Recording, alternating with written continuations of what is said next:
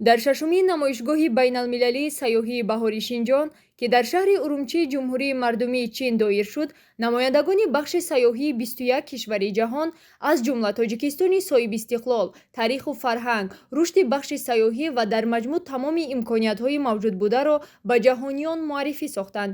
бо дастгириҳои ҳукумати кишвар гӯшаи сайёҳии ҷумҳурии Тоҷикистон ташкил гардид ва аз ҷониби Кумитаи рушди сайёҳӣ ва дигар ширкатҳои сайёҳии кишвар имконият ва иқтидорҳои сайёҳии кишвар муаррифӣ гарданд. Тоҷикистон сарзамини сайёҳӣ зери ин унвон таваҷҷӯҳи иштирокдорони ин чорабинии байналмилалиро гӯшаи Тоҷикистон ба худ ҷалб сохт.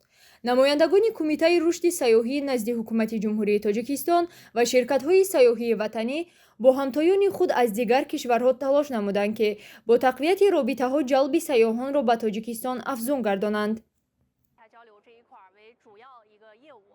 дар ин намоишгоҳ Тоҷикистон низ ширкат варзида маконҳои тамошобобаш муаррифӣ гардид. мо бовар дорем, ки баргузории чунин ҳамоишҳои сатҳи баланд робитаи кишварҳоро беҳтар мекунад.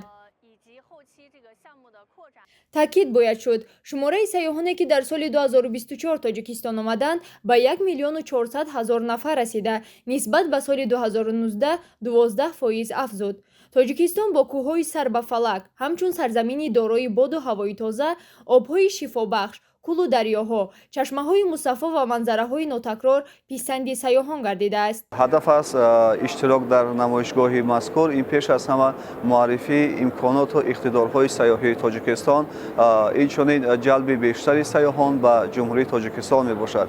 тибқи арзёбиҳои стратегияи рушди сайёҳӣ дар Ҷумҳурии Тоҷикистон барои давраи то соли 2030 яке аз самтҳои асосии ин сайёҳии кӯҳнавардӣ ба ҳисоб меравад. ин аст, ки моҳи феврали соли 2023 Ҷумҳурии Тоҷикистон дар шаҳри Куала-Лумпури, Малайзия, соҳиби ҷоизаи мамлакати ҷолибтарин дар Осиё барои сайёҳати кӯҳнавардӣ гардид. мардуми хитой ба он зебоиҳои табиати диёри мо хеле таваҷҷӯҳи хос доранд.